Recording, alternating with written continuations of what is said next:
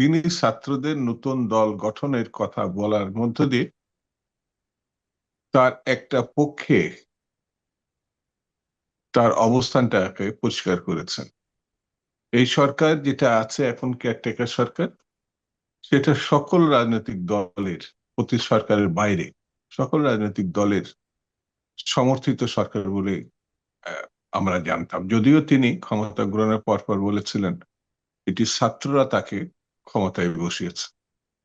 আসলে বিষয়টি এমন, ছাত্র জনতার সম্মিলিত প্রচেষ্টায় গণ অভ্যুত্থান সফল হয়েছিল। তিনি একটি অংশকে আহ মাথায় নিয়েছিলেন। এই জায়গা থেকেই তার বিভ্রান্তি শুরু হয়েছে এবং তার লক্ষ্য তিনি সম্প্রতি স্পষ্ট করেছেন যে ছাত্ররা একটা দল গঠন করতে পারে। আমাদের মহাসচিব বা বিএনপির মহাসচিব এই বক্তব্যের আগেই সরকারের নিরপেক্ষতার প্রশ্নে বলেছেন যদি কখনো সংকট দেখা দেয় তাহলে অন্তর্বর্তীকালীন মানে কেয়ারটেকার সরকারের প্রয়োজনীয়তা দেখা দিতে পারে। তো ডক্টর মোহাম্মদ ইউনূস সাহেবের এই বক্তব্যের পরে অনেকে বিতর্কে অংশগ্রহণ করছেন, তোলপাড় হচ্ছে। তবে আমার বিবেচনায় তিনি কোনো সুনির্দিষ্ট লক্ষ্যে যদি থাকেন তাহলে তিনি সেটি জাতির সামনে উপস্থাপন করতে পারেন। যেমন গ্রামীণ ব্যাংকের ক্ষেত্রে তিনি অত্যন্ত সাহসিকতার পরিচয় দিয়েছেন। তিনি সামাজিক ব্যবসার ক্ষেত্রে পরিচয় দিলেন। রাজনীতির ক্ষেত্রে রাগঢাক করা ঠিক হবে না।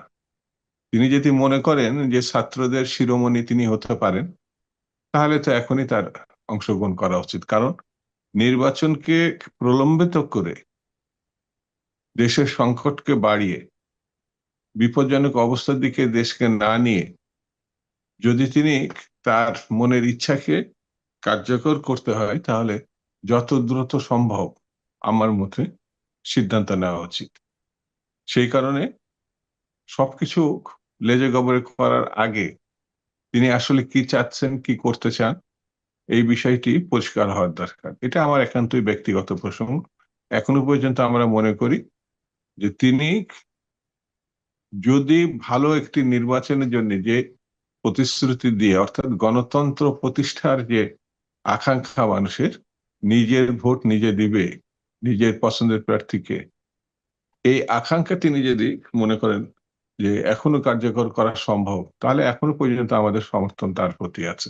তবে বিতর্ক অবসান হওয়ার দরকার, এটা আমার কাছে মনে হয়। কিভাবে বিতর্ক অপসারণ হবে? তিনি তার অবস্থান পরিষ্কার করতে পারেন। যতটুকু বলেছেন এতে ধোঁয়াটেচ্ছন্ন পরিস্থিতি তৈরি হয়েছে। তিনি কি এই পরিস্থিতি আসলে কি করতে চান সেটা পরিষ্কার করা ভালো।